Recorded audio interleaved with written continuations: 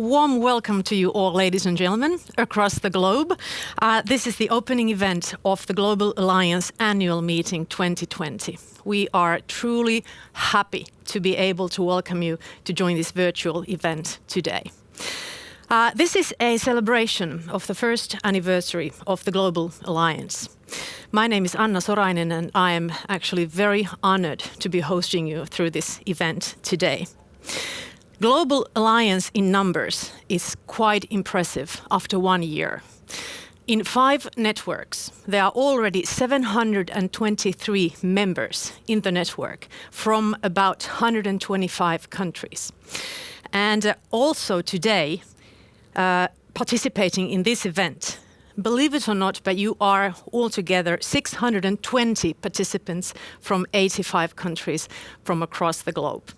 And of course, we are hoping for an active discussion during this event as well. And of course, before the second part of the whole meeting, during the grouping, working groups in respective countries. We'll be using social media as well, so please be open about what we discuss here today. We'll be using hashtags Women Mediators and Global Alliance 2020, as well as in French, Femmes Médiatrices et puis Alliance Mondiale 2020. Today we are focusing on women, peace and security in the next 20 years, and we are moving beyond business as usual. To get a more precise introduction to the theme of this event, I would like to welcome here the head for Women in Peacemaking at CMI, Mrs. Johanna Poutanen. Please welcome. And this is the place for all the applause in front of the screens. Johanna, what is this meeting all about? Well, it's about 1 year ago, and that the 5 regional women mediator networks convened in New York, and they launched the Global Alliance. It's a collective of peace actors from different levels across the world that have joined hands to really hasten the implementation of the Women, Peace and Security agenda. So this meeting is the first annual meeting, first year anniversary, and at a critical time when the whole agenda of Women, Peace and Security is turning 20 years. So we've come together today to really celebrate the work that the networks are doing, their members are doing for peacemaking, and also collectively reflect the future of this agenda. And as already mentioned, it's quite impressive how many members you already have. This also tells about the importance of this theme globally. Who is behind this meeting? What would you like to tell us about the organizers? So I would say this meeting really is a global team effort. So it has been co-designed by the 5 regional networks and put together by their members with the support of their operational partners and the ministry partners. Very practically, there has been a working group comprised of network representatives that have been working very hard to lead the concrete preparations and make this all possible. Also with very important guidance by the global contact group of the Alliance. There's also a principle of rotation, of sharing responsibility. So this year, it's WISE Italy that is serving as a secretariat for the Global Alliance with the support of Italian Ministry for Foreign Affairs. And practically, CMI this year has been leading the concrete arrangement for this meeting with support from the Finnish Ministry for Foreign Affairs. But globally, it has really been a joint team effort. Yes, absolutely. Exactly. The title of the meeting, as already mentioned, is Women, Peace and Security in the Next 20 Years, Moving Beyond Business as Usual. So why is it important to address this question now? Well, as I mentioned, it is the 20th anniversary of this Women, Peace and Security agenda. And while we know that there has been progress, it has been painstakingly slow. The reality is not matching up to the rhetoric, and we need to take a critical look how to step up efforts for implementation. And at the same time, the world around us is changing very rapidly, and the field of mediation is seeing new challenges, opportunities from the kind of wavering multilateralism to rise of transactional diplomacy. We see women's rights being at risk in many countries, the rise of technology. And all of this at a time of the world is grappling with the global pandemic, which is really intensifying and quickening these trends. So it's a very critical time to come together and to unpack what does this all mean for the field of mediation and the Women, Peace and Security agenda. The meeting kicks off today and concludes in October 22nd. What happens in the course of these 2 weeks between these two meetings? Yeah, so after today, when we really kind of get to know the networks and their members, they will be in the course of 2 weeks small working groups that will be convened by the network members across regions. And there they will look at specific issues that affect the Women, Peace and Security in the next 20 years, from the role of indigenous knowledge to the concerns for protection of women peace builders, and do some shared analysis and some shared recommendations, which we will then convene again here in 2 weeks, and engage a group of leading experts, policymakers from the networks, but also beyond, and really jointly kind of answer the question, looking forward the next 20 years, how to move beyond business as usual. And we have to be very happy about the technology nowadays that will be, we're able to be here together, It's absolutely wonderful to have the friends and colleagues around the world to be kind of convening on this agenda. Yeah. It's absolutely great. I have a personal question for you. What does peace mean to you personally? You got me off guard. Did I come too close? Well, it's definitely its absence of violence and fear, but it's also the presence of the good things, equality, solidarity, and justice. Thank you very much, Johanna, and have a great event. Thank you. Thank you so much. And actually, now it's time to make a tour around the world, a tour to the networks. We are going to get to know the 5 women mediator networks. And we'll start our tour by introducing the women mediators across the Commonwealth. This was founded in 2018. It has 49 members and in 22 countries. And the greeting from this network comes from a peace activist in Sri Lanka, who is the founder and chair of the Association of War-Affected Women and Parents of Servicemen Missing in Action. She's also a member of the Women Mediators across Commonwealth. Please welcome Mrs. Visakha Dharmadasa.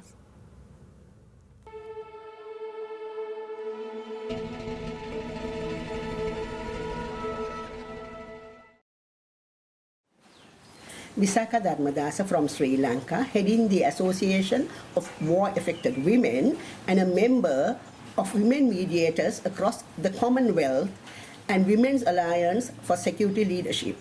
We have been working on peace building for the past 20 years, especially engaging in shuttle diplomacy between the government of Sri Lanka and the Liberation Tigers. And we are very proud to say that we were able to broker a ceasefire in 2001. My mediation experience is especially between the Tamil Tiger women and the Sri Lanka Monitoring Mission. The Sri Lanka Monitoring Mission had the idea that the belt that the women are wearing is lethal and they have to remove it. And for the Tiger women, it was their prestige, it was their dignity, and they didn't want to remove their belt. And I had to go between them and agree for a smaller belt. So this is why we say women throughout the world, whether it is at community level or whether it's at track 1 formal level, they do mediate to save lives throughout the world. Thank you. Thank you, Mrs. Dharmadasa. Then we move on to meet the Arab Women Mediators Network. It was founded this year and it has 21 members, and all the 22 member states of League of Arab States are involved. And introducing the network to us is the Assistant Secretary General and Head of Social Affairs Sector at League of Arab States and Jordanian member of the Arab Women Mediators Network. Please welcome Ambassador Haifa Abu Khrazaleh.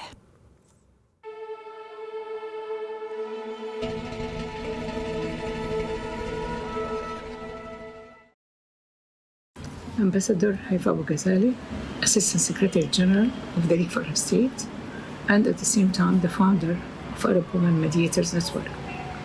This network, the Arab Women Mediators Network, we built it recently, and now we are in the processing of formulating and building its regional strategy and action plan.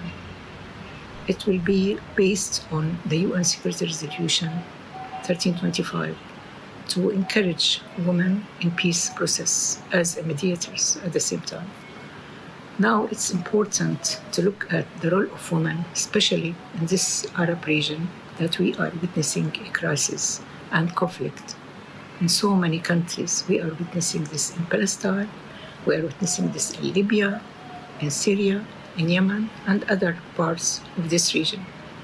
So in addition to this, we are now witnessing, as all the world, COVID-19 and the impact of this virus and the impact of conflict, most of the time on women and children. So it's important for women to take part of the mediation process and peace process as mediators and as peacemakers. Now, we believe it's important and more than ever that the role of Arab women peace and security mediation has become an essential necessary, and to which the Arab Women Mediators Network can pave the way. Thank you, Ambassador Ghazaleh. The third network on our tour is the Mediterranean Women Mediators Network. This was founded in 2017. It has 54 members and there are 26 countries involved. And please welcome a human rights advocate, the co-founder of Libyan NGO Together We Build It, and a member of the Mediterranean Women Mediators Network, Mrs. Hajer Sharif.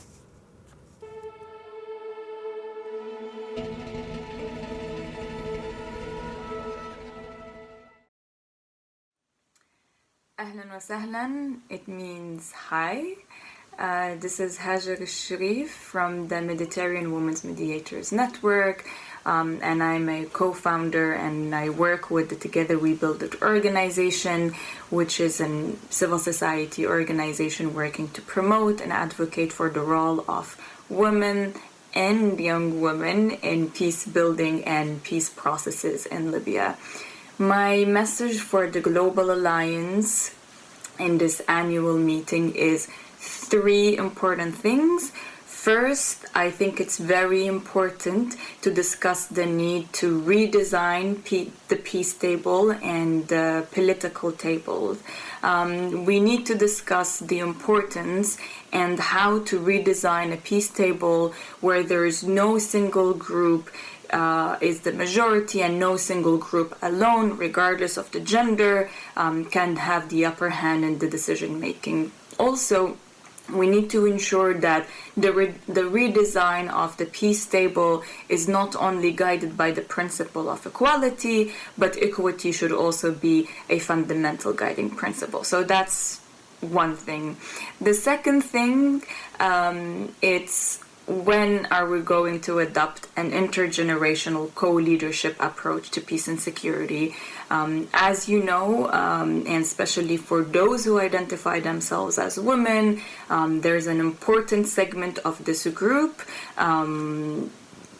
which are young women, and I think it's very important to utilize this moment to discuss how can we co-lead and co-decide in order to co-succeed for peace and security. And the third thing and the final thing is, of course, we need to discuss the protection of women peace builders and to ensure that mediators and facilitators understand that the exclusion of women from peace processes is in fact an exclusion of a human rights-based approach to peace and conflict resolution. Looking forward to the meeting. Very important questions for us to discuss here today as well. Thank you, Mrs. Hajer Sharif. The fourth network is FemWise Africa. It was founded in 2017 and it has 470 members and over 50 countries involved at the moment. From this network, we are going to meet from Diplomatic Training, Research and Development at South Africa's Department of International Relations and Cooperation, the Deputy Director General, Ambassador Matu Juini.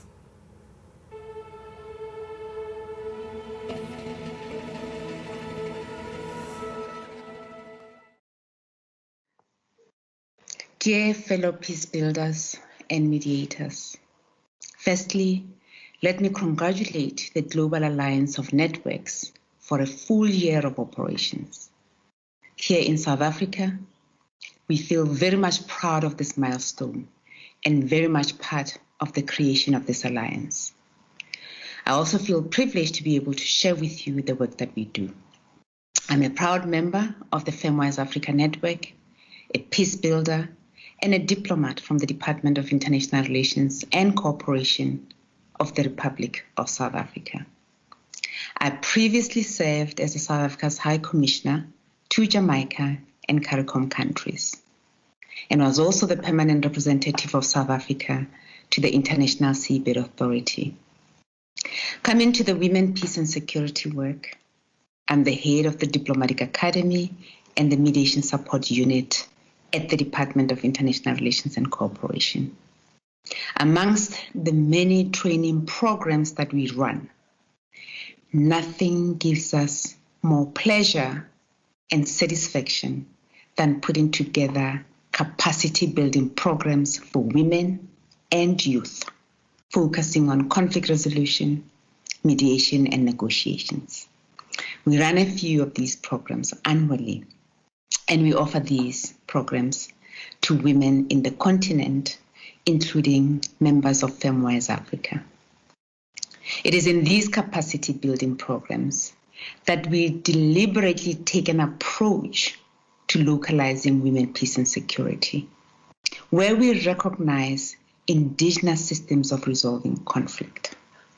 We tell the women that they're already peace builders. They have been doing the work in the best possible way they know how and in their own communities. The program is there to enrich and strengthen what they already have, what they're already doing as women peace builders. The other program that is our joy and privilege to host is the Gertrude Shope Annual Dialogue Forum, which has over the past 6 years brought women together, including women from different mediators networks across the globe, to engage on the agenda and to discuss important issues that takes the work of women, peace and security forward. It is a platform for sharing of knowledge, of ideas, and best practices.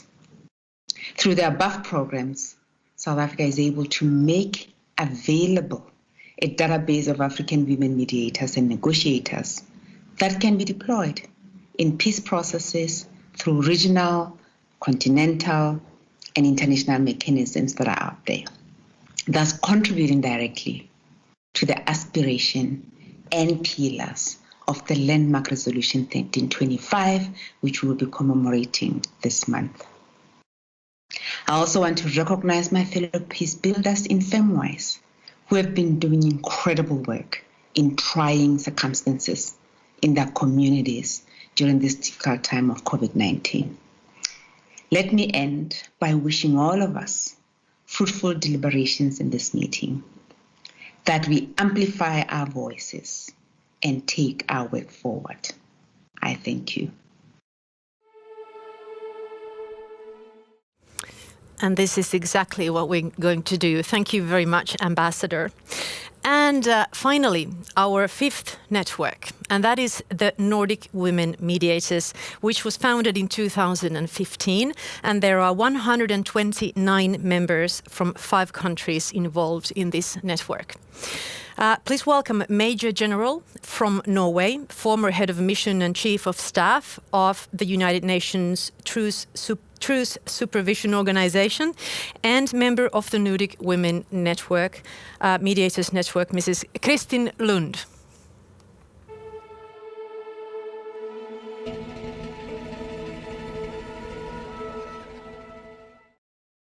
Hello sisters, I am Kristin Lund. I'm a retired Major General in the Norwegian Army. I work now at PRIO, Peace Research Institute of Oslo. I became a member of the Nordic Women Mediators Network Norway in 2015. And my contribution to the network is my experience from all my international operations. I will just mention the two last one, and that was as force commander. I was force commander in the peacekeeping force in Cyprus, UNFICYP, and my last mission was as head of mission, chief of staff of United Nations Truth Supervision Organization with headquarters in Jerusalem. There, my work was to oversee all the ceasefires that Israel got with its Arab neighbors. So I travel around to Egypt, Israel, Jordan, Lebanon, Syria, and talk to the capitals. In all my talks, I really underline the importance of women in the society and in the peace processes. And I also, since I was the first, a lot of doors opened, and I went in these doors, learned a lot about the whole society that I used in my work. For this meeting, I hope that this will be motivating, that we will exchange experiences, and that we will learn new things and get to know each other better. So I wish you all good luck for this great event. Thank you very much, Mrs. Lund, to Norway. This actually concludes our tour around the world, getting to know the 5 networks. Thank you so much to all these ladies. As Kristen said, we truly hope that this event will be motivating, and one part of it is sharing all the experiences that we have in the respective countries and continents and networks. But we are also looking forward for an interactive event as well. Now we're going to start. I'm sure that most of you have done word clouds in one seminar or another. We are going to make a word cloud now. Under your screen, on your screen, under the picture, you will see a space now for the first word cloud that we are going to make together. Hopefully everybody sees it and has found it. The question is, what is the added value of women mediated networks? So please type words that you think that describe the added value of women mediation networks. One word at a time, and we will see a word cloud appearing from the words. And of course, as you well know, the importance of each word is shown with font size or color. And just please come up with words that you think describe the women mediator networks. And while you are coming up with the words and typing them in, I will remind you that you will be able to send questions for the second panel today. Not the first one, but the second one. So if you come up with interesting questions during the first panel discussion, please remember those questions and send them to us during the second panel. We'll be following your questions very closely and taking answers to those as well on the latter part of this session. So here we can see some words coming up: support, being here, formation as well. You can continue typing these words here for a few minutes still, so don't worry. The first panel will go through these answers and words and discuss them more thoroughly. But as you can see, they're quite even. The popularity of these words at the moment. We have power as well. We have collective power. We have solidarity and support. We have community, alliance, women empowerment, amplifying, ouverture en français. We have cooperation, of course, connectivity, local knowledge, shared experience, and solidarity is being maybe an inclusivity are being the most popular ones. Okay, now it's visibility and power, so we're sort of learning all the time, and this is the whole idea. Very good words coming up on the word cloud. Exchange as well. formation, love, peace, sustainability. So keep on typing them. So we'll have a look at the word cloud when it's ready during the first panel discussion. Thank you all for sharing your thoughts already at this stage. And I think we're ready for the first panel discussion. It's actually quite nice that we are all getting used to these conversations via Teams and Zooms and other channels now, but even panel discussions are possible to have nowadays virtually. And this is, they have also transformed nicely into this virtual world of ours. So the first virtual panel discussion today is under theme Connecting Global and Local Perspectives on the Women Mediator Networks. And moderating this discussion, we have the head of the Mediterranean Women Mediators Network Secretariat. Please welcome Ms. Irene Fellin and her panelists. Thank you, Anna, very much. It's really an honor to be here with you today. And let me give a warm welcome to our panelists here in this virtual space, and also to all participants around the globe. We are more than 200 connected now, and it's so really exciting to see how many countries could we convene here together in this on this platform. We are really a large community, and this shows really the power of this community at the local and at the global level. And as it was said at the beginning, I really invite you to show the strength of our connection that we know because we work together, we are already connected, we are part of this network. But I really invite you to share this and show this by sharing outside and on your social medias, and also to follow the social media account from the Global Alliance on Facebook, Twitter, and on our barely new Instagram account on Global Women Mediators. I remind you the hashtags Women Mediators and Global Alliance 2020. 1 year ago, we were all together in New York. We were happy, exciting, and celebrating the launch of the Global Alliance. We had plans, including traveling, meeting, doing training together, and networking. This is the core of our mission, networking for developing ideas and changing the world together, having this transformative role for building a more inclusive and sustainable peace all around the world. No one could imagine what was ahead to come in 2020. COVID-19 has shaped our life, our mindset, and pushed us to change our perspective. However, we are here today, maybe physically distant, but at the same time, we are closer than ever. And our joint commitment has not changed, on the contrary. During this first panel, we will reflect, hearing from different voices, a little bit on this different perspective on the local dimension and the connection to the global world.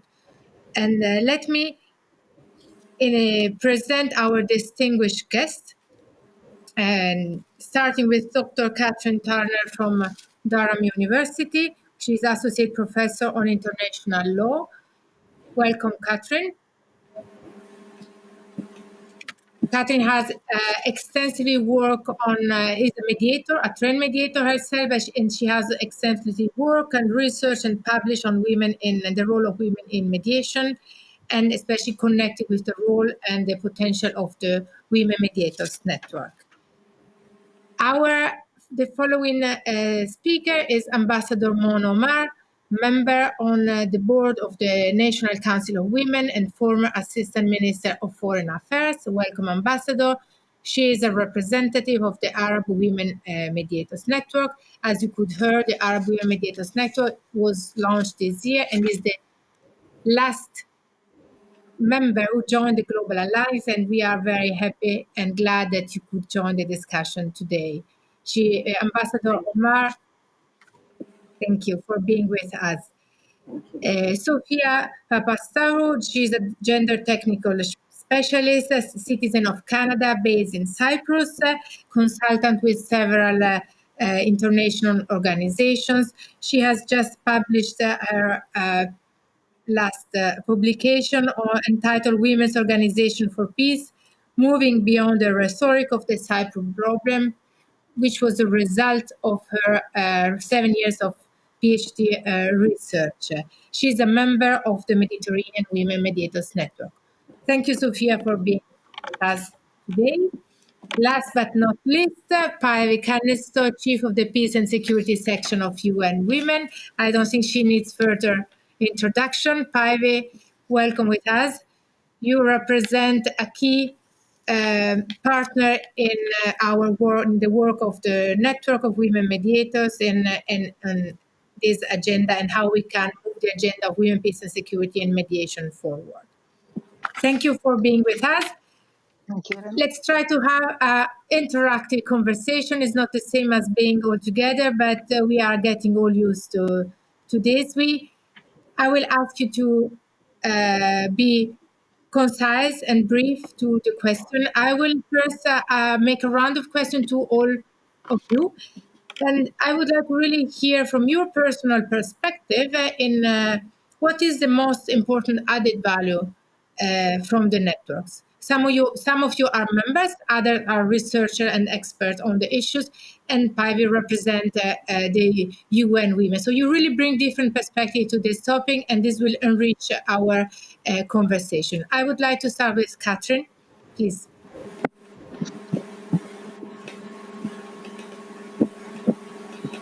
Katrin, we don't hear you. Katrin, I cannot hear you. Are you muted, maybe? Can you hear me now? Yes, perfect. Thank you. Yes. Thank you very much, Irena, for the invitation and for the kind introduction.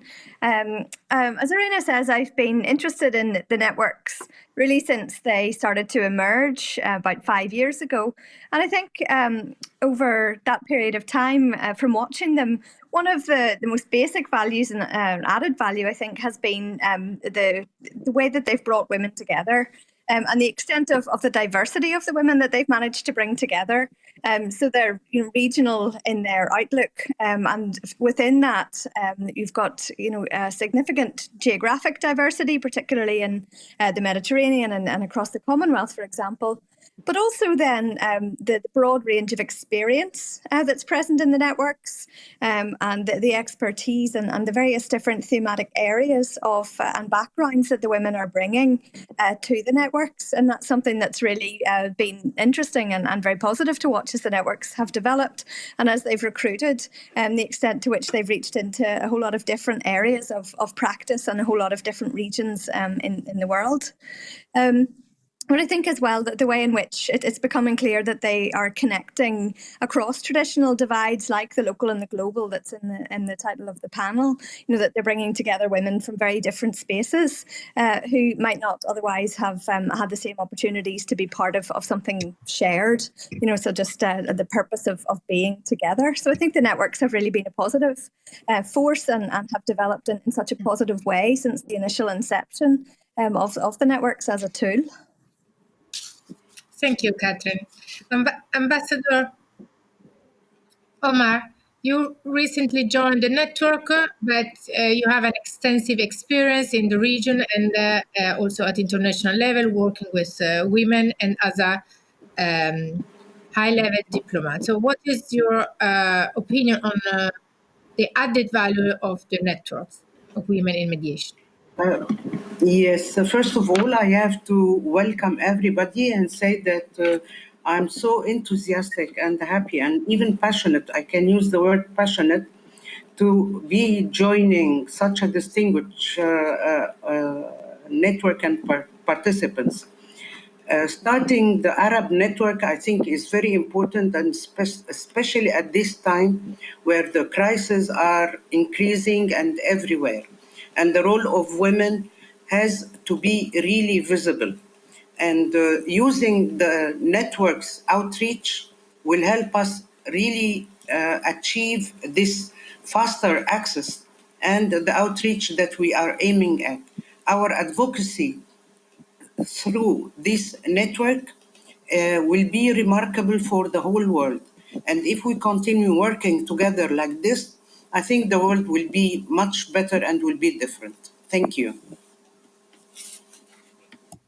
Thank you, Ambassador. Thank you. Sophia, you come with a different perspective, living and working on a very specific reality in Cyprus.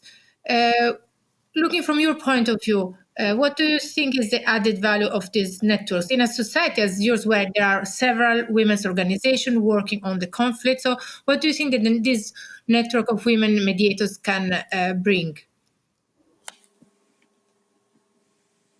We don't hear you. Are you muted? No. Try again. Maybe can you reconnect? I moved to Pivy. Okay. So what is the most important value added? Let me say, we just finalized at UN Women the Secretary General's report on women, peace and security analysis. So between 1992 and 2019, there were 6% of mediators were women during all this time. And of course, when we ask why are there no more women, why are women not mediators, the answer, I would say the answer we most often get is there are no competent women, there are no women with the right background. So I think women mediator networks they are really powerfully showing, well, look at these impressive leaders from all parts of the world. You can't say there are no women. And I think that the point has already been made. And I also underline what previous speakers said about value and all the knowledge and expertise women mediators together can bring. So I really want to congratulate the Women Mediators Network, and from UN Women point of view, so happy this global alliance exists. Thank you. Thank you very much, Pave. Thank you. Your support has always been strategic in in the development of the individual networks and in the frame of the global alliance. So we are glad that you are here with us and that we are partner in these activities. Let me go back to Sophia. Did you manage to solve the technical problem, Sophia? Sophia, can you hear me? No, I think now it's even worse. Sophia doesn't hear me and we cannot hear. So let's continue our conversation, and maybe we will solve the problem later. I would like to call your attention to the cloud. Can you all see the cloud on the screen? So this was now the result, Ambassador. I cannot see it. Are you on our internal platform? Yes. In the middle of the internal platform where we are the speakers, you should be able to see the cloud. In any case, I can read the word for you. Do you see it now? I saw it. Yes. Okay. So now those, as you said, is the result of the exercise where participants were invited to write the 3 key words when they think the added value of the network. What I ask you, this is the result. We know that we don't know who does it. Sorry? So you know, we don't know who is connected, but for sure we know that we have members from the 5 networks, but then we have experts, external people, representative from Ministry of Foreign Affairs. So this is a big variety of public. So if we look at the words, we can see that the words that came more often is for sure inclusivity, solidarity, representation, support, power, empathy, women's empowerment, knowledge, experience sharing, expertise. That came very often. Collection. Sorry, I turned my head. So looking at these words, how would you interpret this? Do you agree? Do you think that they really capture what the networks are? Catherine? Yeah, I mean, the networks are the members. So if these are the principles that are sort of important to the members, then these are the essence of the networks. Certainly, there's ones jumping out at me there around knowledge, experience, and collaboration, expertise and experience sharing. But I think that the overarching importance of inclusivity of that is really nice and really important. As I said, that these networks have managed to bring together women from such different places, from such different backgrounds, different experiences, and levels of expertise and access, and to have created something where everybody feels like they're part of something bigger, where they're all in it together and they're all there to support each other, I think is really powerful in terms of the importance of inclusivity coming out of that cloud. Inclusivity ties all of these other values together in a way. Absolutely, yeah. I think that's really interesting to see. I mean, being part of the diversity that is in the network that really is represented here. Ambassador, do you recognize yourself as a member in these words? Yeah, sure. I see that the words are really translating what we all say about the networks. I would like only to add the outreach. I mean, we really realize a faster outreach through the networks working together, more global outreach. Yes, that's really important. I think that there are two perspectives, how the members feel being part of the network here. So as Kati said, so being part of an inclusive process, an inclusive reality to create solidarity, the networking, then it's also represented what the network does internally, the knowledge sharing, experience sharing, the training, the formation. And then is what you mentioned, the external perspective, the projection of the networks towards the external and the global community. So there are different levels and they are all equally important. This is how the networks work inside, within their own realities at a regional level with the global alliance, and then at global level with different stakeholders. And our objective is the outreach, the advocacy, and the transformative role and the impact that we can have on the overall mechanism of mediation. This will be discussed further in the coming session and during the working group, how mediation has been changing, how we want to discuss and address the issues of co-mediation and looking at the process in a different way. Hajar mentioned in her video how important it is that we look at redesigning the table in a different way. The networks are here for this reason, because we want to challenge the traditional way of doing mediation. So advocacy and outreach are certainly a key element of this discussion. Sophia, let me go back to you. Can you hear us? Can you hear me? I can hear you. Can you hear me? Great. Yay. Thank you. Welcome. Sure. Great.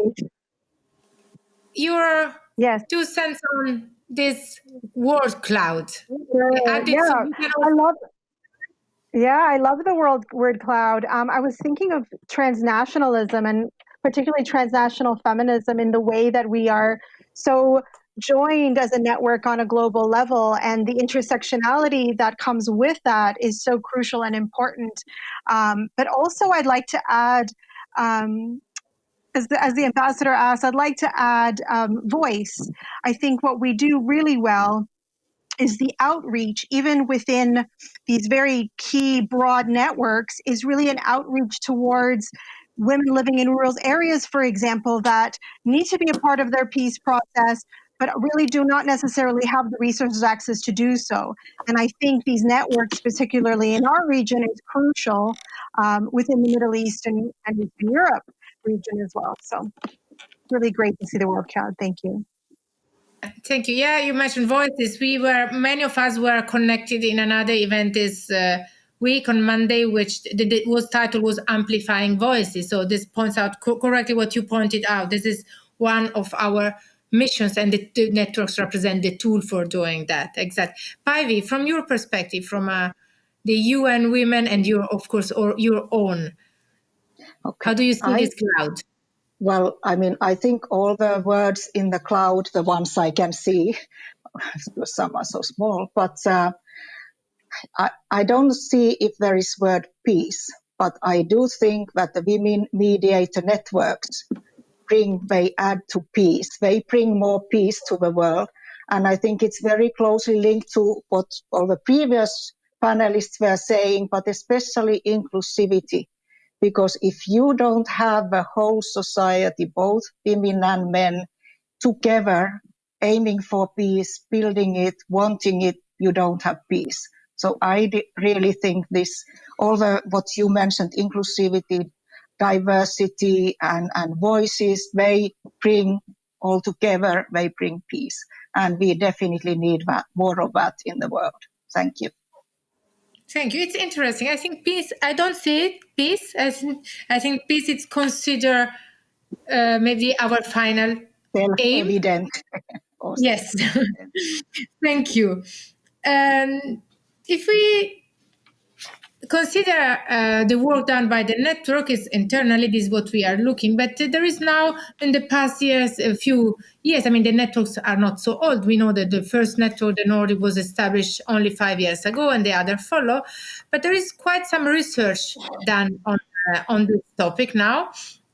And one research conducted and released in these days by the Women Across the Commonwealth, Catherine, you authored this research done with the collaboration of the members. Really look at the challenges that women mediators face in their work, and what kind of support do they need based on your research on the fundings? What do you think is really the concrete support that women in mediation need, and how can then the networks come in support in help? To me? Yes, so as you mentioned, so as you said, yes, I had the privilege of working with the members of Women Mediators across the Commonwealth and with the team at Conciliation Resources in putting together the report that they have just launched on the work of the women. And it was really such a wonderful experience to read all the different types of work that's being done by the members of that network and in the various different types of conflict that they're involved in mediating. And one thing struck out, and it's sort of a combination of having had the chance to be so immersed in their experiences and then having read so much around kind of the broader policy context of it. So the one barrier that seems to, well, I don't know, barrier, I hesitate to say it as a barrier, but one thing that jumped out was the woman gender issue that comes up quite often in relation to women in mediation and women mediators specifically. You know, so the assumption in some parts that the purpose of participation in mediation is representing all women, or that you're only there to talk about gender issues. And so I think the risk for, and we discussed this quite a lot in the context of the writing of the report, was the extent to which to emphasise benefits that are, relate to gender and to the empowerment of women, and compared to emphasising the work that wasn't gender focused that the women were doing.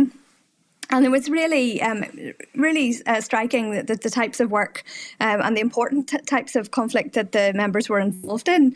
So climate-related conflict, cross-border migration that was likely to destabilise whole regions, land disputes, and conflict prevention and election violence and matters like that. And so we were kind of an ongoing process of discussion about where the balance lies between the gender and the woman, and what we've tried to do is really emphasise the different types of expertise and the different types of conflict that women are mediating, and to try and bring that out. And so this is sort of hand in hand with highlighting as well the strategies that the members of Women Mediators across the Commonwealth used in this work. So while a lot of it wasn't specifically gender focused, or weren't projects that related specifically to gender inclusion or women's participation, What was really interesting were the strategies that the women used and the extent to which they brought inclusive ways of working and inclusive ways of designing their mediation processes.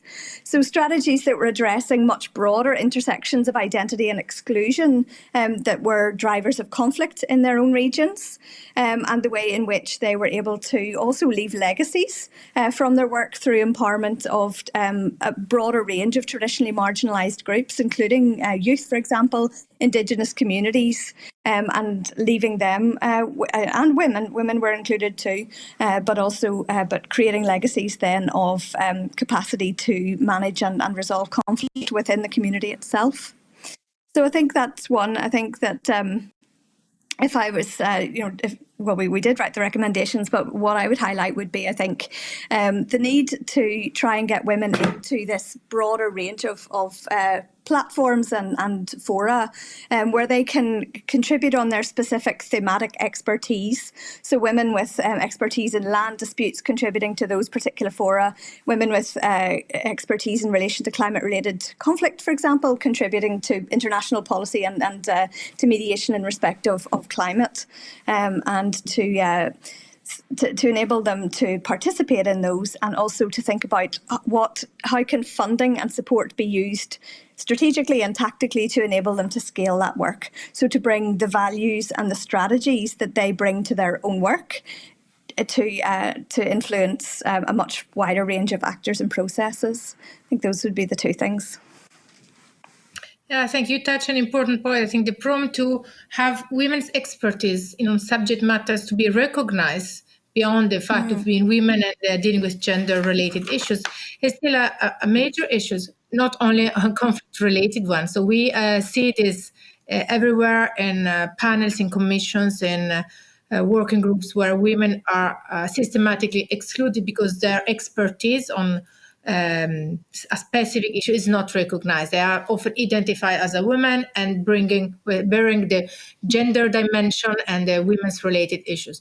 Women can be experts on any topic and they can have this gender perspective, but we are all experts on some specific issues. And I think the diversity of the network is really one of the most important characteristics, where we really bring together experts on several issues, as you said, within the Commonwealth, because it covers so many countries, and in all the Global Alliance, we can, I think, cover everything all around the world, any kind of topic, conflict, and expertise needed. Thank you, Catherine.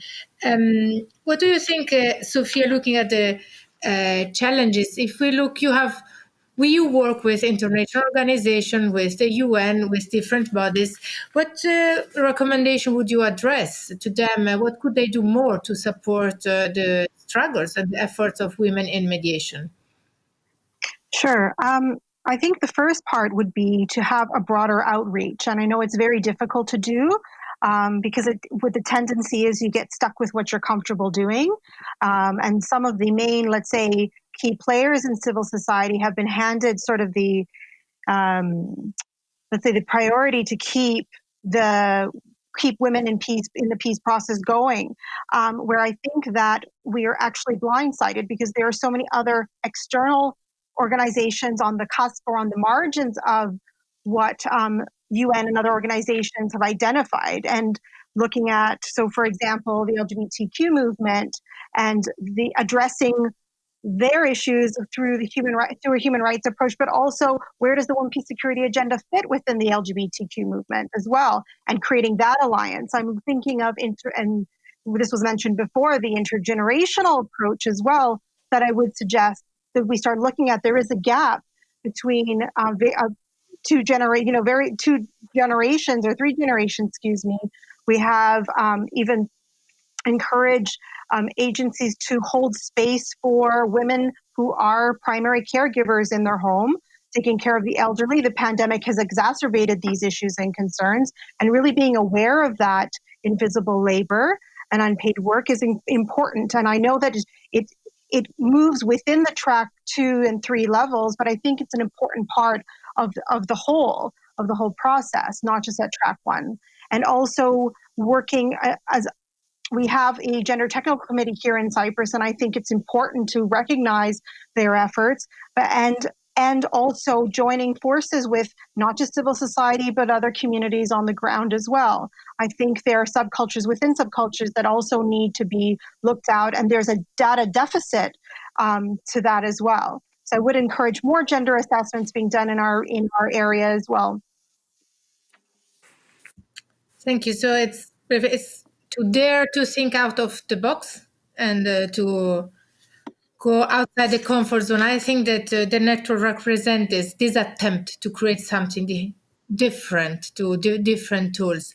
If Ambassador, if we reflect based on another piece of research, a briefing note published earlier this year by PRIO and the FBA, the Volker Bernadotte Academy, that highlights in its finding that the Women Mediators Network play a crucial role in ensuring access and influence women in peace processes.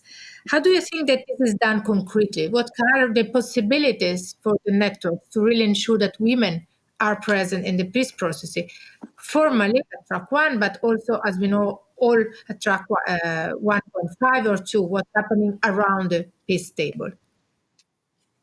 I think first we have to identify the challenges that are facing women mediators. And as you said, one of them is the access to the formal structures in any country. This is a really big challenge for women, be it women mediators or women with mediation expertise. The second point, the second challenge that I'm finding is the patriarchy that continues to play a key role in excluding women from formal and informal peace processes, further to also the culture, the perception and beliefs that play an important role. That play an important role for excluding the women in the peace process. We have stereotypes that often place women in the margin of decision making rather than securing their participation in formal process of peacemaking.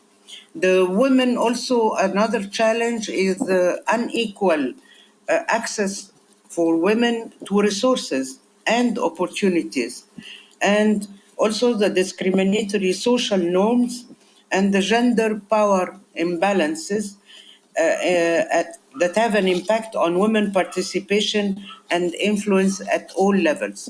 For me, there are so many ways that we can use really for achieving the access to the formal and the formal structures of the countries. The first one is what we are doing now, is the multiple collaboration efforts and the network. I think this is the most comprehensive way of addressing this challenge.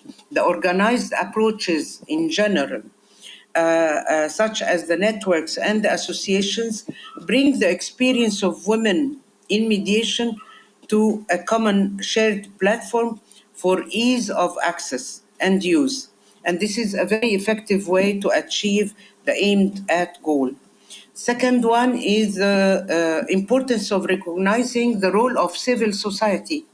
I think the role of civil society is playing an input in the advocacy to counterbalance the increasing what we call the strongman politics that place the system of global governance at risk and centered in the securitization narrative.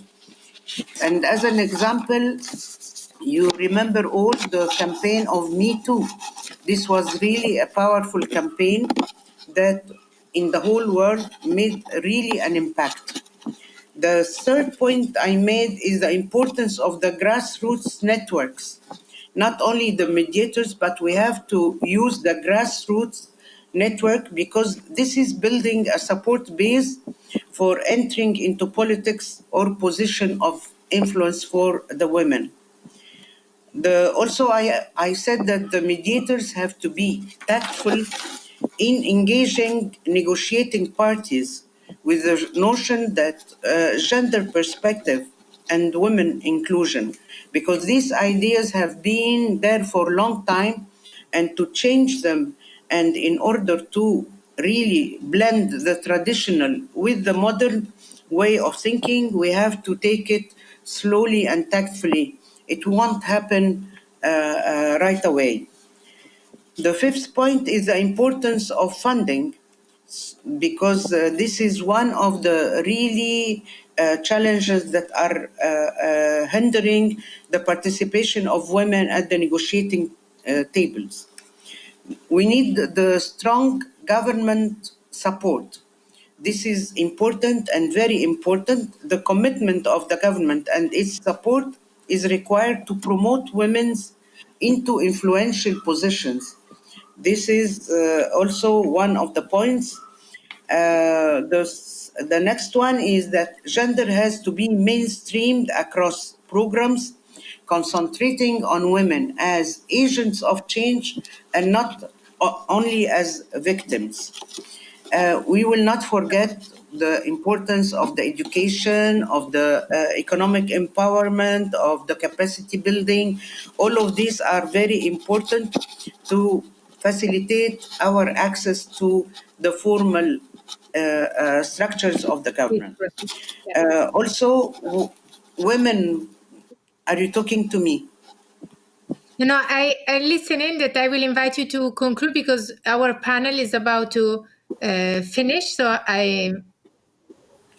Sorry, Please, okay, I'll just make some few points.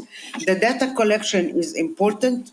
The increase of numerical representation is also required. There is a role for the political parties that has to be enhanced, and they have to play a role. Also, the role of the media in achieving this is important. And I will stop at that. Thank you. Thank you, Ambassador Omar. You mentioned very important points showing that the networks, they don't act and work in a vacuum. They are anchored within societies and within patriarchal society. Of course, we cannot change how things work only with establishing the networks. We will not have more women working and be visible immediately because we have to address all the gender barriers that characterizes patriarchal societies. And all what you said, it's very important, the funding, the role of the media, the language that is used. So I think that we are on the good way where we are starting addressing this from inside, what we can do as a network, and the work where we have to find alliances with the respective government to build trust and work together in order to change the overall system. I would like to ask Päivi shortly what she thinks the added value of the network, in the sense, how can networks be of support for having more, create a safe space for women? You have a long experience with, in your position, in moving the agenda forward and trying to give women a place, the opportunity to work and to build peace. But what do you think is the difference since the networks were established, and how can they, our work with a network, support what you do, what international organizations do, and how can we create synergies among this? So let me say that since the networks have been established and they have also gotten some more visibility than at the beginning, which I hope they will keep on getting much more visibility in the future, because I do think that messaging and visibility has put pressure on different actors. I can confess that this has definitely put pressure on the United Nations system. Also regional organizations, when facilitating peace processes, and there are efforts within our international organizations to make sure that the peace processes wouldn't be like single sector exercises. I do think that there is still a need for also the women mediator networks, also with other actors to work together to change what a peace and peace process means. Even just this week, I heard it has to be between the fighting parties, the armed parties of a conflict. They are the only ones who need to be participating and talking about peace, because otherwise it doesn't make sense. So it's still there, but peace means like ideally end of an armed conflict. But I think most of the women, and that's what has been discussed here, most of the women would define peace differently. I think most of the men also would define peace differently. And it means that also all the things what happen when armed conflict stops, and how the whole society develops. So I think we all together, and with us international organizations leading that, we should be changing that understanding, what we are actually aiming to do when we conduct a peace process.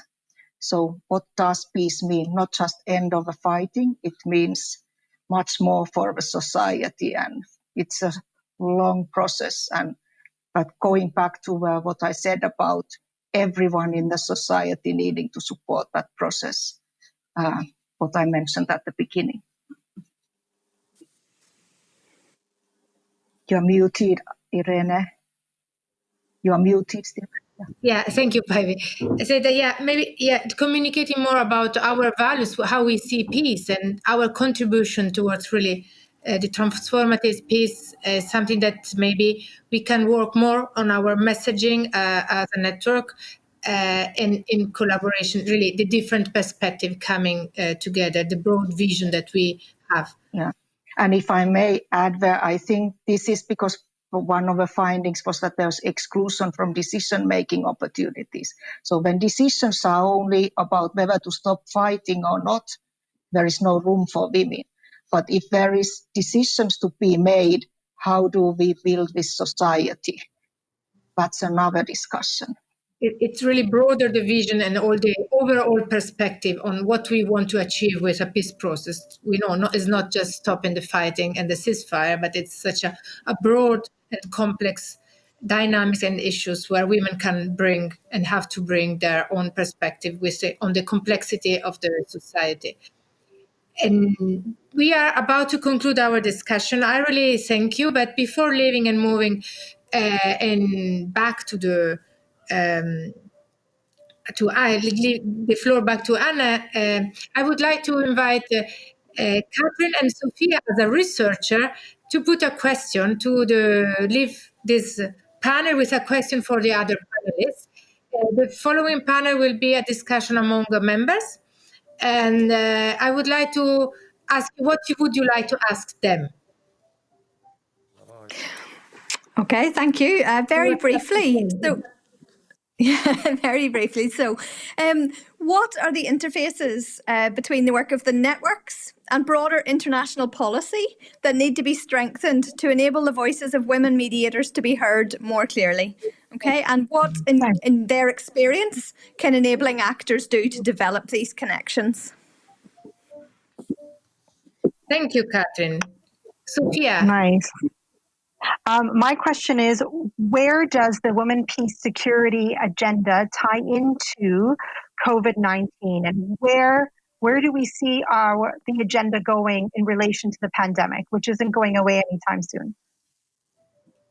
Thank you. So this is all the question to our panelists for the following discussion. I really thank you for your contribution, for this inspiring conversation, and I invite you to stay with us until the end of our event. And thank you again, and back to Anna now. Thank you. Thank you very much. Thank you, Irene, and all the panelists. Thank you for the discussion, and we'll try to answer the questions that were posed to the second panel. So we'll do our best to answer those questions as well. In the beginning, I told you that we are over 620 at the moment watching this event, and this is the map of the world and all the places that you are following this event. Thank you again for this active participation. And I guess we can all agree upon the importance of the theme today across the globe.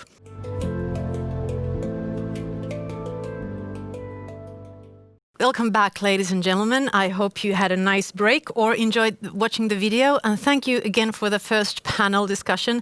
I think there were a lot of issues that we can continue from during the second panel today. And thank you also for the questions that we got. So we'll try to cover everything in about half an hour with our guests who are about to appear on the screen. And remember also that now you have the possibility of sending us questions.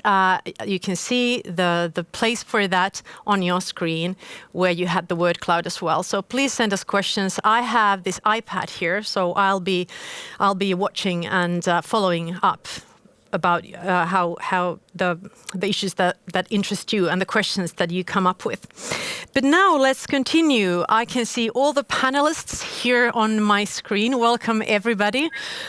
And we'll start introducing you all, and I would like you to address very briefly, after I've introduced you, that what is your role in the world of mediating right now? So you are here as representatives of the different networks, but what is your role in the world of mediation right now? Just briefly, so that we can sort of get the feeling of what you actually do as a mediator at the moment. So please welcome Mrs. Sanam Anderlini, who is representing the women mediators across Commonwealth. Please tell us about your role in mediation and as a mediator at the moment. Thank you. Can you hear me? Yes, I can. Thank you. Well, thank you very much. It's lovely to be here with friends. I wish that we could have all been together. So I have a couple of, or three different hats, if you want. I'm a member of the Commonwealth Network. I founded the International Civil Society Action Network, where we spearhead the Women's Alliance for Security Leadership. And it's a network of women-led organizations in 40 countries, all of them involved in local and national peace building and preventing violent conflict. So they're actually women peace builders who are on the ground, who are doing mediation, but they're actually representing and having a voice and bringing forth the concerns of their communities to their own processes. I'm also the director for the Center for Women, Peace and Security at the London School of Economics, and a member of the standby team of the United Nations standby team of mediation experts. Thank you. Thank you. So many angles to our subject today. We move on to a member of the FemWise Africa, Commissioner Mrs. Patience Shiradza. Can you tell us about your role as a mediator at the moment?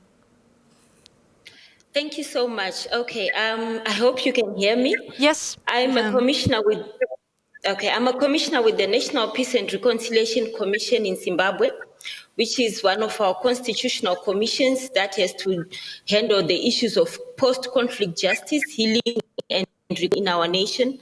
I lead the thematic area on conflict prevention and non-recurrence, which is responsible for issues of conflict resolution, mediation, dialogue facilitation in our country. So that is the role that I'm currently playing right now. And I'm honored to be a member of FemWise Africa. Thank you very much. We're moving on to the Nordic Women Mediators Network, and we have with us Mrs. Annika Söder. Välkommen in Swedish. Tack så mycket. Thank you. So, what is your role at the moment?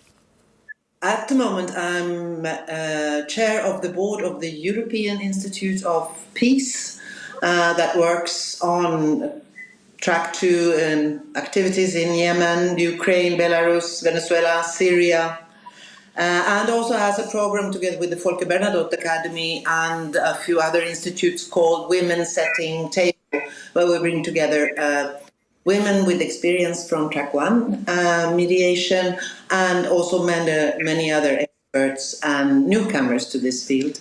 I will soon also have a new assignment as mediator, but I cannot tell you where and when. You almost told us. I'm also involved in the review of the peace building of the United Nations, where I and Liberata Mulamula from Tanzania try to promote as much as possible the role of women, both as mediators and in peace processes. Thank you, Annika. Continuing on, representing both the Arab Women Mediators Network and the Mediterranean Women Mediators Network, welcome Ambassador Amal Jadoo. Thank you very much, and it's a great honor for me to be participating in this panel with some familiar faces, friends, and basically getting to know others. I feel very privileged to be representing two networks, because of where Palestine is. I mean, I'm part of the Mediterranean network, but also part of the Arab network, and it's really an amazing opportunity for me to be connecting, in person between the two, a connection between the two networks. Going back to your question, I basically, I did my PhD on mediation and the study of mediation. I teach in Birzeit University about mediation and negotiation. I also, train diplomats. I'm the deputy minister at the Palestinian Ministry of Foreign Affairs and Expatriates. And in that role, I do a lot of training for our diplomats and connect with organizations in Europe and elsewhere in the world to do training in mediation negotiation. But also, I've been involved in several negotiation sessions and facilitating the process of negotiations with our partners in the world, but also with our neighbors, in order to reach peace. Today, there is no peace process in Palestine, Israel, and our hope is that, some kind of an emergence for new ideas. This means that there is a conflict. The conflict has not been solved, but there is no peace process, and the need for that is basically requires the skills of mediation and negotiation with our partners regionally and internationally. Thank you very much. And finally, from the Mediterranean Women Mediators Network, welcome also Mrs. Anna Servi. Thanks ever so much, and honored to be on this panel and to get to know fellow women committed around the world in different important tasks. What am I doing right now on mediation? And I'm the country director for the Norwegian Refugee Council based in Syria. And all my work around mediation means negotiating and interacting to gain impartial and independent humanitarian access across the different parts of the country. I've been here for some time now. It's my 5th year in country. And so in a context that is constantly evolving and changing, certainly also while keeping high the aim of participatory approaches to secure humanitarian access, we need to find new ways to actually get to the people out there in this country that need support. Thank you very much. Thank you so much. We have so many issues to cover in now less than half an hour. So let's try to cover them all. And I'm certainly hoping for your answers and comments to be quite brief so that we can cover as much as possible during this conversation. But firstly, if you were listening to the first panel discussion, there were lots of challenges mentioned. And now one interesting question to you all is that reflecting your own individual experiences during working at the networks and with the networks, what have you gained from being a member of the network in regards to all these challenges that you face as a women mediators? Who would like to start? You can show me a sign. Yes, please. Jadoo, Ambassador Jadoo. Yes. Sorry. Sure. Thank you. I believe that the training that you get basically, and the exposure that you get to other, mediators, women mediators, their experiences empowers you, gives you the ability basically to stand up for yourself, for your cause, and for your people. And I believe that, being part of the network also gives you a certain leverage within, because in the previous panel, there was a lot of talk about culture and patriarchy and basically looking at women as only women and representing the gender agenda rather than also representing the agenda for peace and security. I believe that being part of the Mediterranean network and now also of the Arab network gives you also a voice, gives you a visibility, gives you, a certain leverage that you're not alone, that you have, a whole network behind you. And, the support is essential and important. And that basically helps in breaking those, certain, patriarchal attitude and behavior towards you as a woman. So this has been really important for me, and basically having the support from, other women, basically women mediators in the different networks, not only in the Mediterranean and in the Arab, but also in the Nordic and others, basically has helped us women here in Palestine a lot, and also in the Arab region in general. So others, what kind of benefits have you found? And also, if you have some challenges to add on the list of the first panel, you can also tell us about the challenges. But what other benefits have you experienced? Maybe if Mrs. Anderlini would continue. Thank you. I just want to start by saying that back in 2001, 2002, so very soon after 1325 was adopted, I remember working here with the Institute for Inclusive Security, and we compiled. It's always this thing: you can't find the women to do mediation work. So I remember compiling a list of about 20 women from about 25 different countries. 25 women from 20 different countries to show the regional geographic diversity, and sending this list to the UN and to officials saying, here they are, right? It's they exist. This is 20 years ago. And those names disappear into black holes, right? So the argument that we can't find them, they're not qualified, et cetera, is absolute nonsense. It was 20 years ago, it is today, and if we carry on like this, it will be in 20 years' time. Now, what is the value of the networks that we have? It is, as we heard from the ambassador, that it's about elevating, and as we heard from Päivi, it's about the pressure. It's about saying to the UN, to the governments, etc., that we are here and we're not going away. And you can't just create a network, whether it's Mediterranean, Nordic, etc., and keep us just talking to each other and keep us talking about training each other. No, it's about putting people in those positions. We are here and everybody's ready to go. Are you succeeding? Sanam, are you succeeding in this? Are you succeeding in putting the pressure? Do you see results now?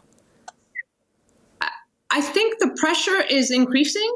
The results, not so much. Okay. Right. The results in the sense that we are able to change the narrative. So, for example, just 2 days ago, we had an event, the Amplifying Peace, with the EU. We had 10 European countries saying, this is important. And one of the things was I launched a report saying recognizing women peace builders, because one of the issues around just focusing on women mediators is taking away the political agency of women in war zones who are actors, as nonviolent actors trying to resolve conflicts, and who should be at the peace table, like Afghan women or Yemeni women. So it's changing these dynamics. But when you have a global collective voice, I think it will help shift the space a little bit. Thank you. How about the others that haven't answered this question yet? Do you see the benefits? Do you see change happening? Maybe Commissioner will continue. Commissioner Shiraza. Thank you. Yes, for me, being a member of the network, which I joined in 2019, I see a lot of benefits in the sense that, first of all, as an individual, as I do my work, I've been exposed to so much knowledge that when I do my work, I actually try to say, how can we practically implement the issues that are being raised? If we are running workshops, if we are building capacities, if we have a dialogue table, how do we ensure that women actually participate? And being a member of the network just made me realize that there are so many women who are able to do this work. And so even I can easily call upon members of the network from different countries to come and support the work that I've been doing. And we've been able to do that at the end of last year.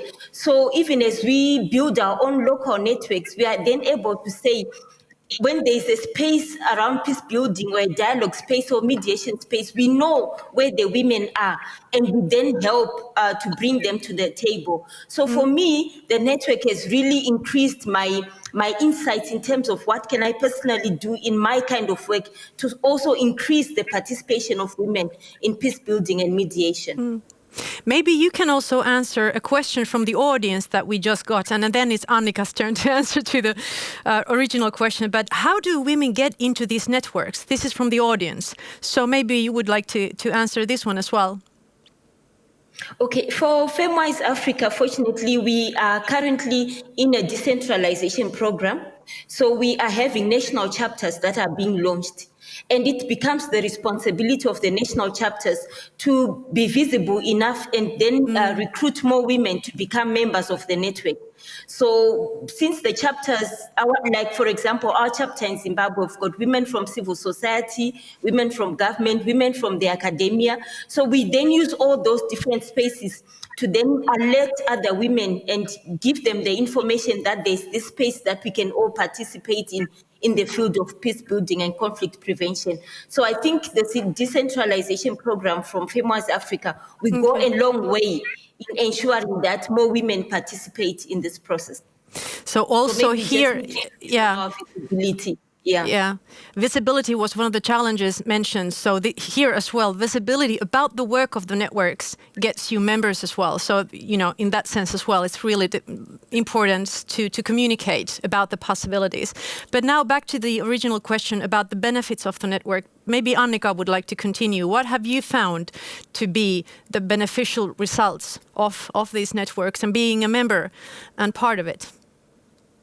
Actually, I'm a very new member, though I was actually the person, together with my minister, behind forming the Swedish network in conjunction with the Swedish feminist foreign policy.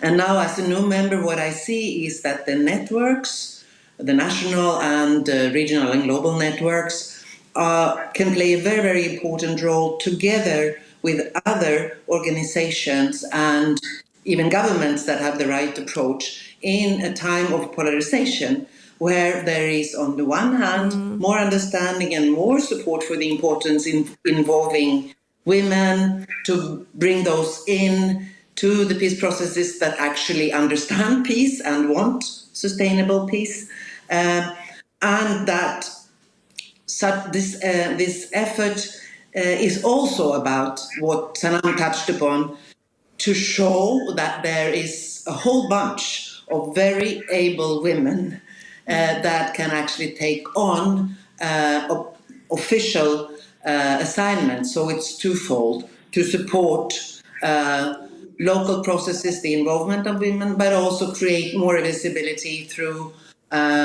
pushing for the roles of women in the more public and official domain. And then, of course, when you enter the networks, you also see how many able people you are surrounded by, and that is also boosting, and you feel that we can really become stronger together in difficult times. And finally, Mrs. Servi, you're down on my down right corner, how I can see you. Where do you see the results, or do you see them benefiting from the networks?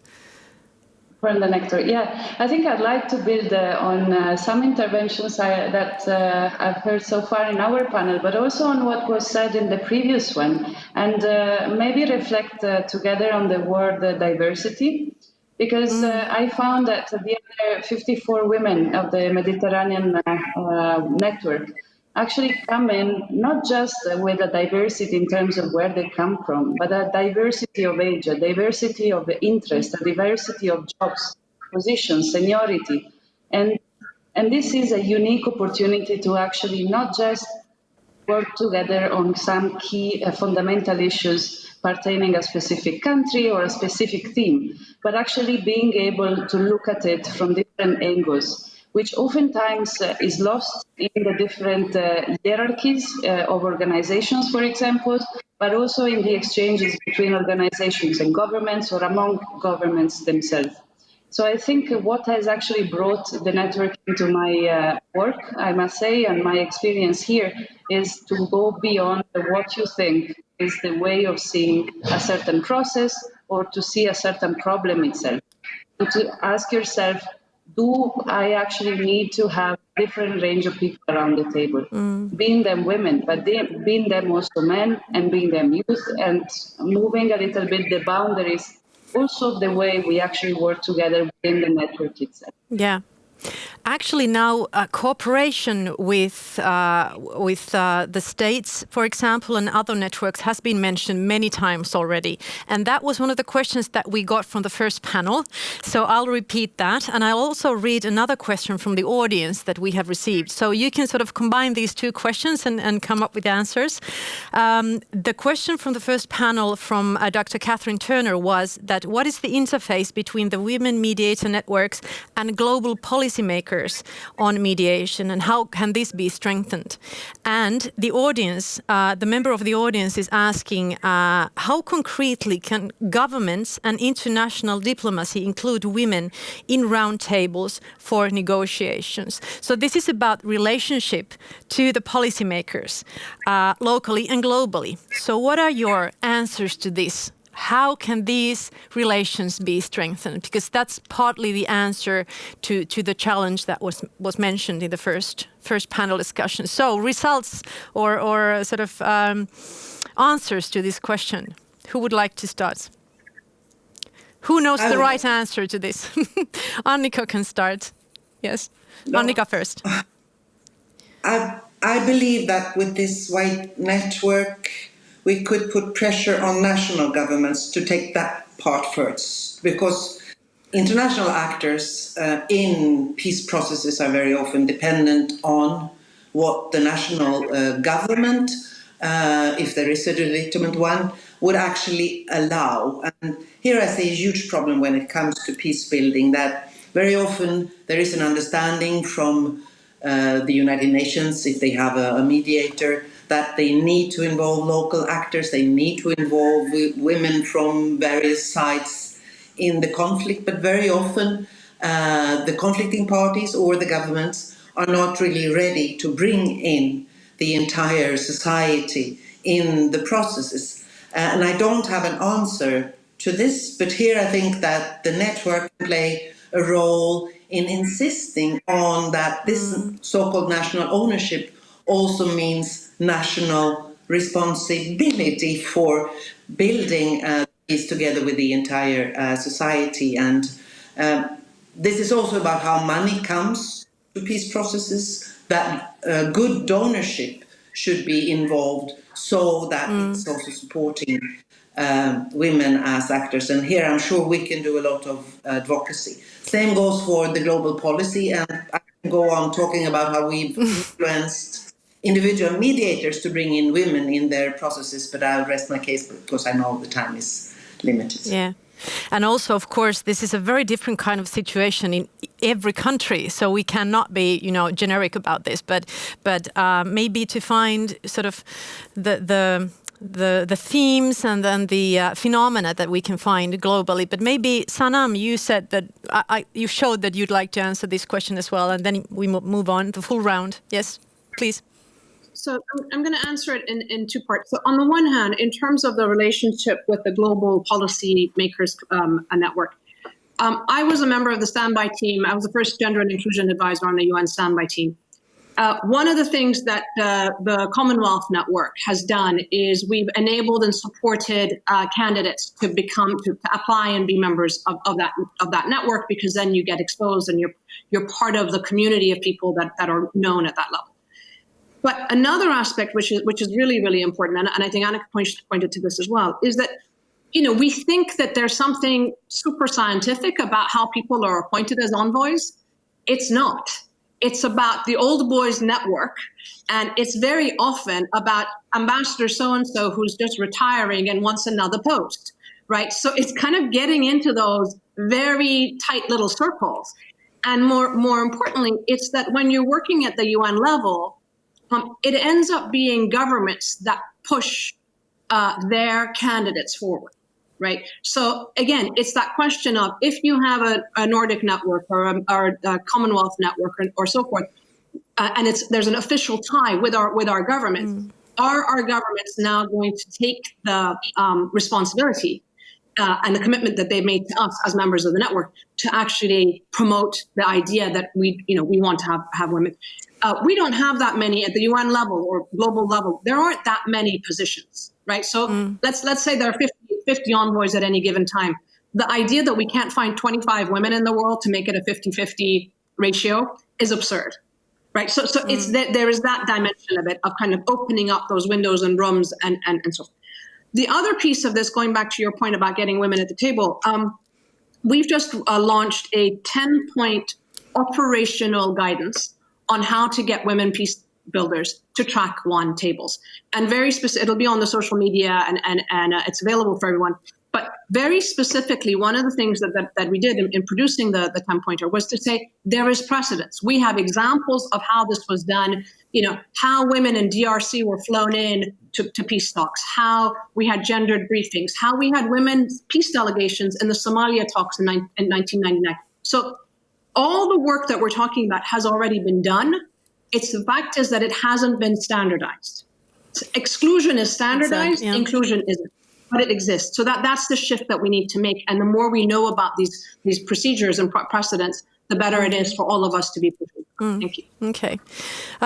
Maybe Commissioner will continue. And one question from the audience, in addition to what you're going to say, in addition from the audience, somebody is asking that how can we make national government accountable for not involving women in decision-making tables? So that's an additional question for you. Okay. Would that be one solution? I don't think there's one solution, actually. But what I wanted to say, I actually wanted to agree that with working with national governments becomes important. We really engage a lot so that there is a shared understanding of the capacities that women have and what they can do. But also we really need to support our grassroots women at the lower levels and celebrate them, because if we celebrate them and that they've done, they have the capacity to at dialogue tables at national level. So I believe that we need strong engagement platforms with our national governments, and we are happy that FemWise is assisted in our national chapters, so that there's people are able to accept the role that women can play in this field of peace building and conflict prevention.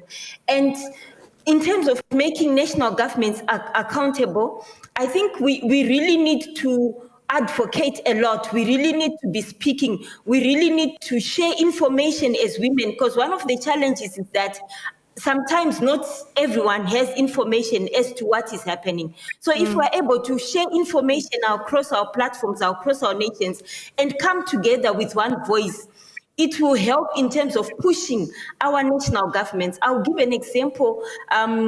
Here in Zimbabwe, when our constitution making process was happening, the women from across the political divide, from civil society, came up with one voice to demand a section in the constitution that gave women separate seats for a maximum of 10 years, which is now being reviewed.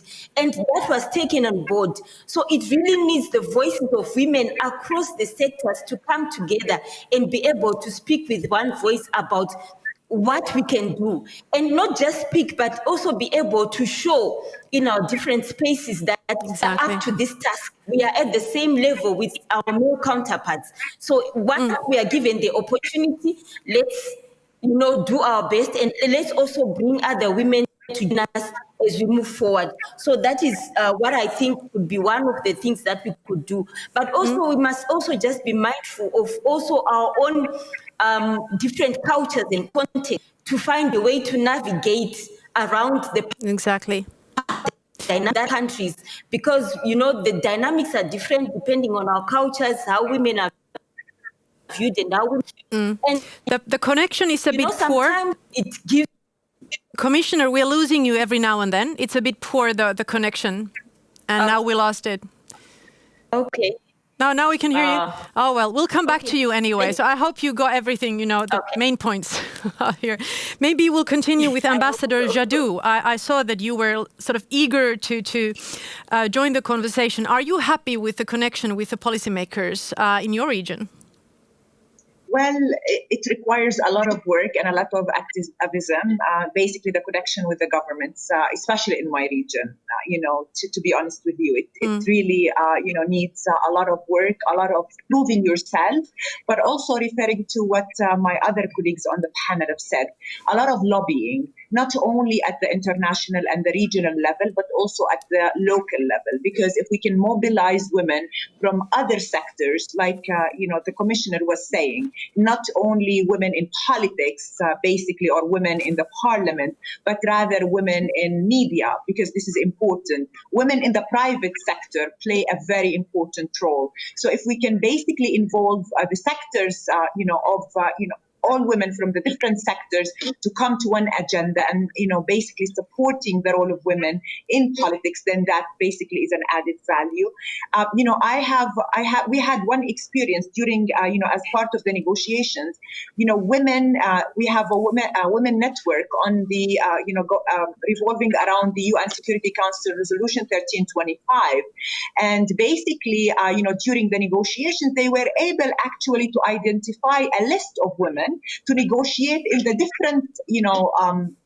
different, basically areas of the negotiations process. So women in economy, women in politics, women dealing with borders, women dealing with refugees, they're experts in the fields, but also they happen to be women. So basically, I think that there is a lot to do at the local level, but also at the regional and international level. A lot of lobbying needs to happen and a lot of enabling, because through these networks, the enabling process becomes even, stronger. Thank you. And I'm sure that Mrs. Servi has also some solutions to this problem, but also an additional question to you here from the audience, that what are the innovative approaches which women mediators can bring to the table? Because this might be one of the arguments to communicate the need for women in these processes. But what are your solutions to strengthening this network and relation to the policymakers? Is it innovativeness, maybe, or something else? Well, maybe along those lines. I'm not sure whether to call them solutions as such, but certainly are perspectives that come from the experience I gained over the last years of work. I have been in different theaters, unfortunately, of conflict, and from Afghanistan to Sudan, Syria, now Pakistan. And the main lesson learned that kind of talks to what has been shared so far is certainly that there is not a one-size-fits-all. There are stakeholders there that are fixed. A state, for sure, is fixed. For sure, there is the law enforcement personnel, particularly in a conflict zone, that is fixed, although it changes in terms of balances of power within each different context. There is oftentimes, there's always a structure of the UN and international NGOs. So there are elements there that are might seem similar to each other, but might have very different influences within each country. And so unless we are actually able to enter a context and build on the existence even of the network to understand who is the main entry point to bring change into something that is going on, or when you are initiating a new process, a new peace process, where do you start from? Do you start from the fixed terms of the equation, or maybe you ask yourself whether there are things that are not visible and that are actually very important? I have had quite a good experience in many theatres whereby the private sector was actually a place and a space where women, because of business and because of the need to actually provide for their own families, had actually much more space than a parliament. And so these are just some practical examples. And this is where I believe that women have actually, the women I've met along the way have been able to actually dialogue with a more transversal segment of the society. And maybe let me finish also by saying that we shouldn't talk too much about local, because some of the women might be on the ground, but might hold very senior positions. And so I think we also ourselves need to start changing the language we use when we refer to the local context and actually refer differently to the women that we find in those contexts. Thank you very much. We have 1 minute to go, but we really need to ask the other question from the first panel. So the quickest will answer this one. And the second question that we got from the first panel was that how does the pandemic and the pandemia, the COVID-19, affect the women, peace and security agenda? Who would like to just briefly address this question, and what kind of challenges do you see through this theme of COVID-19? I can see Sanam here raising her hand. I'll take a quick. So first of all, I just want to say one thing. I think in our experience, and the Commonwealth Network has done a report called Women Mediators Bridging the Peace Gap. And one of the things that you show is this incredible diversity. We have partners who are working in the Pacific at a local level. We have partners who are working regionally in Africa and so forth. So there's huge diversity, huge creativity. And in my experience over the last 25 years, I actually think women are better than men at media. It kind of comes to us, this agility and creativity comes more naturally, and we're able to disarm and de-escalate tensions and so forth. As I went to Afghanistan, and as a woman, I could sit with the women, and as a foreign woman, I could sit with the men, but speaking Farsi, I could speak to them in their own language, right? So there is a different identities that we use in different ways to engage with people. So I think this is really important. What COVID has done, number one, is that it's shown how important the WPS agenda is, because women peace builders were the first responders in war zones to provide food, to provide masks, to do all the PPE stuff, but also the first ones to call for ceasefires in Yemen, the first ones to highlight the fact that we have a rise in extremism, because extremist forces are now providing food and jobs and so forth to people when governments are absent, and the importance of the local work, that local peace builders are your interlocutors and they are the ones who are able to talk to all sides. However, what the problem is that the governments and the international community is using the COVID and the lack of getting together as a way of saying, oh, we can't bring them into the space. Yeah. And that's an excuse, because obviously we're all around the world and we can connect. So it should be used as an opportunity. Thank you. That was a very important point of view, the last one, as you mentioned. Thank you very much, all of you panelists. I'm staring at you through this camera here. Thank you so much. And we'll take it from here with the former president of Finland. I'm really happy that you are all so active, and we also got to go through this panel discussion without too major technical problems. So thank you very much to all you ladies. Thank you. So, to conclude our meeting today, I have the privilege of welcoming online a member of the UN Secretary General's High-Level Advisory Board on Mediation and former President of Finland. Please welcome President Tarja Halonen.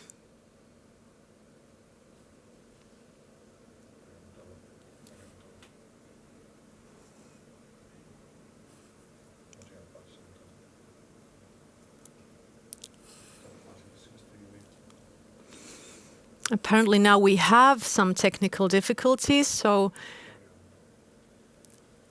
maybe, Mrs. President, maybe you're muted at the moment. We can see you, but we cannot hear you. No. Sorry. Yes, now we can hear you. Now we can hear you. Okay. Please welcome. Now we can. Okay. Yes. Okay. My internet helper immediately when she comes in, so it starts working. This is perfect now. We can hear you. It's perfect. So thank you. I repeat. So Excellencies, members of media networks, and dear friends, and I would say also sisters. So it's really my honor and pleasure to address you today at this opening ceremony. And congratulations on your first anniversary. So it's the first birthday now. So I hope that this opening ceremony has already inspired you and evoked questions, opinions, and new ideas that you can take forward to your working groups next week. I tried a little bit spy you because I was previously in the international meeting, which ended a little bit earlier than what I'm here, and I could hear only the voice of the chairperson, but not the others. But let's come to your questions also if you want to raise them also to me. So the theme of this meeting, moving beyond business as usual. So I think we can all agree that the world has moved beyond business as usual this year, perhaps more and in the way that we might not have hoped for. But we can try to turn weaknesses into strengths. The COVID-19 pandemic has shown that the societies are capable of change if they have to and if they want to do that. So the first thing what I would like to take is that what is the security? And I have for a long time championed for the comprehensive understanding of security, so that that security, of course, it's something what we traditionally called about peace against and peace and war, these two mixes. But the most pressing security challenges of today are very manifold: pandemics, climate change, biodiversity loss, extreme poverty, and inequality, just to name a few of them. And I think that this pandemic has shown globally, perhaps the first time in our lifetimes, that so-called non-traditional security threats require our urgent attention and urgent reorganization of priorities. Functioning public healthcare system, for example, is a matter of national security. So the second point is that this world is both interconnected and interrelated. So the security threats and so must be the responses to these threats. So if we take this COVID-19 and women leaders, so we have had also in Finland quite much discussions on that, because in international comparison and so also in the discussions internationally have been already mentioned that women-led countries have been doing quite well during this COVID-19 crisis. So to be cautious, I would say, at least so far. And this might be because, that's my guess, these women have been exceptionally, of course, good leaders, but there are also other reasons. It's also possible that this is not so much about these female leaders themselves or their qualities, but about the kind of the country that elects a woman leader. In these countries, women have a better position in the society. Overall, these countries are more gender equal and more progressive in that sense. So it means also that they have more resources to use because they have both the men and they have the women. And so it would be also that some qualities of these women leaders themselves have also a benefit now in this particular moment, because women leaders have been, what I have noticed, perhaps the more responsive and more open to understand the concept of security more holistically. I would say that it's a broader broader idea of the peace. But it's also perhaps that they are also coming from these governments. They have more coverage concerning health and education and this kind of items, which are now very, very useful. So you know very well that the traditional discourse of peace and security has been lacking almost completely the question of health. It seems like these female leaders have succeeded because they have taken these issues seriously. They might have also more experience on that sector. So in that way, let's be happy that health is now it's in the context of the security. So what I have noticed that women have been in the forefront of the COVID-19 work everywhere, as nurses, doctors, the first responders, also looking after the families. But one thing what is interesting is that even the women are in different countries very much now responsible for the response in this COVID-19. So they still are, how could I say, not very much present in the leadership.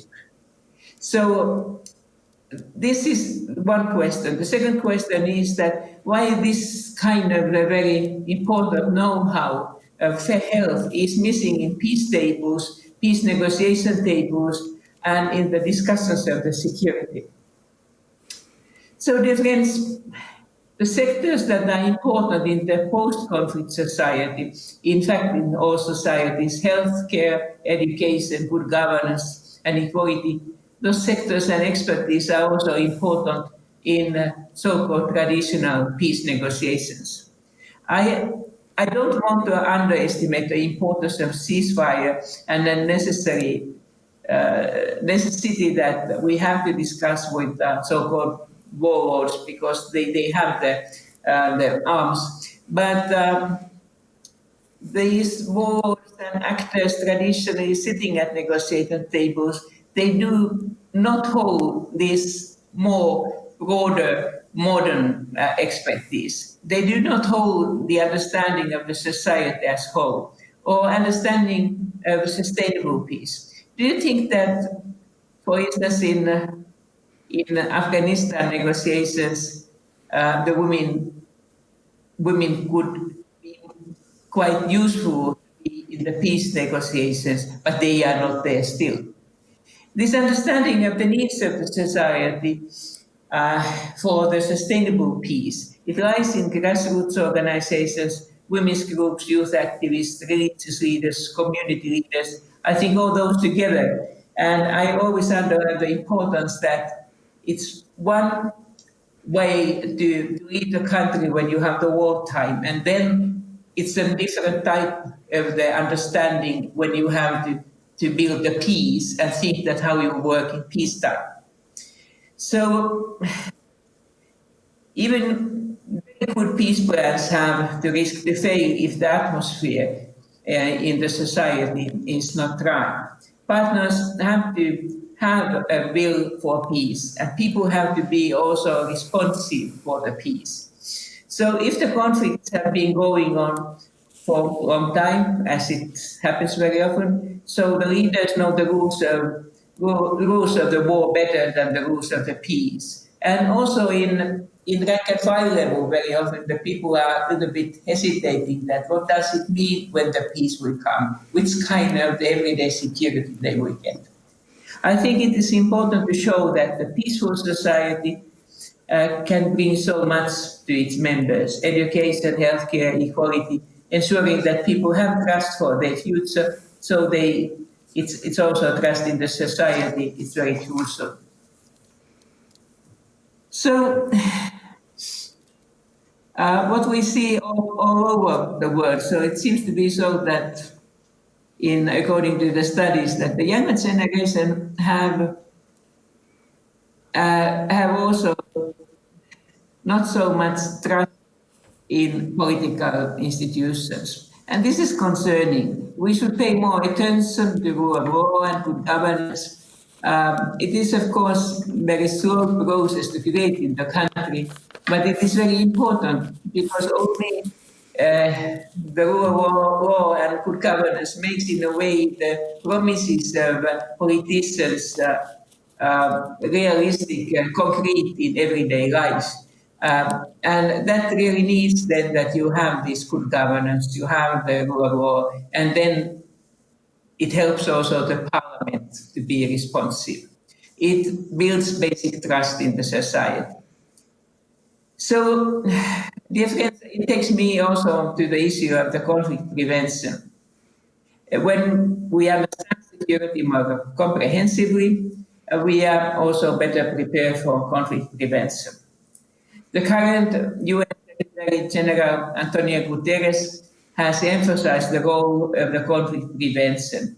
And as you mentioned, I'm a member of the Secretary General's high-level advisory board on mediation, and in this group, conflict prevention has been one of the major themes. I think that I'm the member of the board just due to my own background in human rights and in sustainable development. I'm not too experienced in peace mediation. So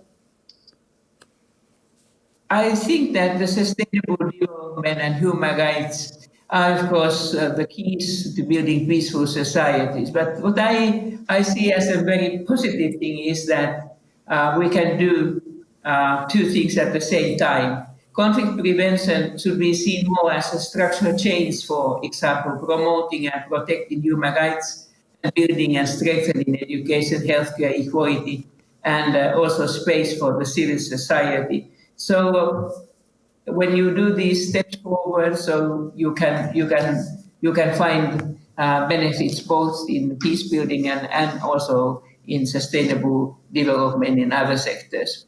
So you are now pioneers in many ways, because even many of you have worked a long time as a Women Mediators Network. So what is now something different is that now you are already more visible, and you should be more visible, because it will encourage also the others to join and to come to follow your footsteps.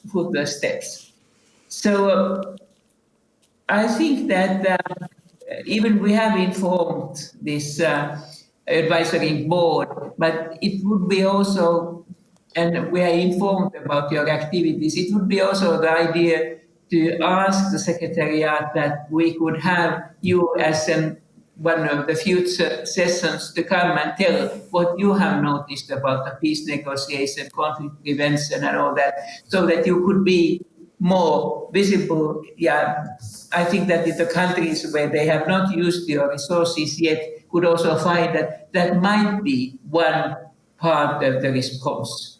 Because like I say always, that if nothing else can be found, so at least you can find women as a last response. Okay, but then another question is that we also make more well known what you have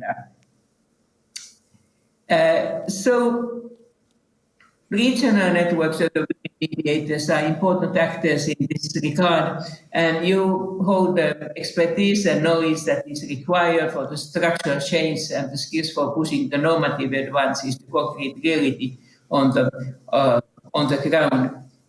So, of course, you cannot bring security or the other systems directly like a package from one country to another. But what I think that would be also interesting, I have not followed your meeting today, but I would say that it would be interesting to compare which kind of the similarities you have, but also whether you have differences. Because from these differences, we could get an examples to try also in other regions. But if you have the similarities, either benefits or difficulties, so that could also help to go further in this way. So now, last point. I know that I have always the bad habit to go over the time limits. So I think that it's good also to convince men that, of course, women and men are equal as human beings, and we respect them.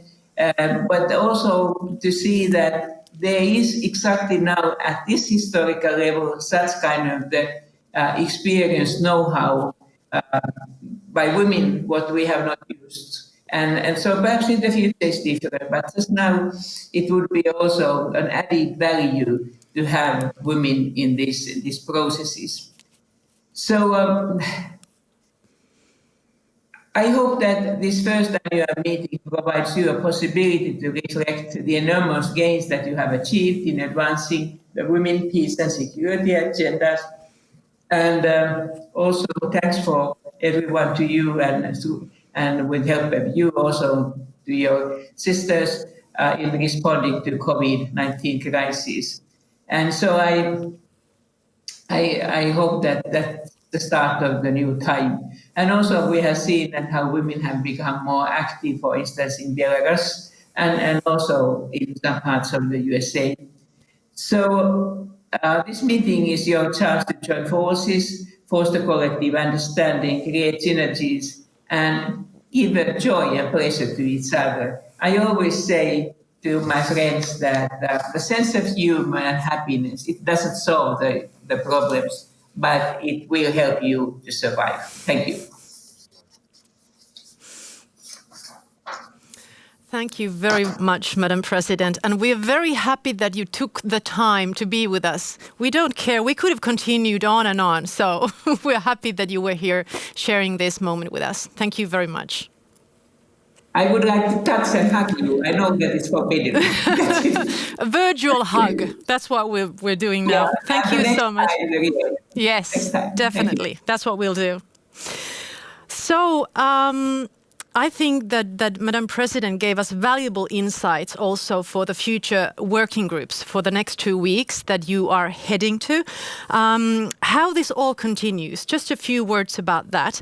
During the next 2 weeks, the networks will convene and discuss intensively the key themes related to the next 20 years of the Women, Peace and Security agenda. And these themes include protection of women mediators and peace builders, impact of COVID-19 on local women peace builders, women and indigenous knowledge in mediation and conflict resolution. And fourth one is harnessing the potential of hybrid mediation models at times of uncertainty. And the fifth is promoting women's leadership in peace and security. Important themes, and I think we have a lot of food for thought from these 2 hours, the opening of this meeting. Please remember to join us in 2 weeks' time. So that will be the 22nd of October, the same time, so 3 o'clock Central European time. And then we will hear the key insights and recommendations from the networks.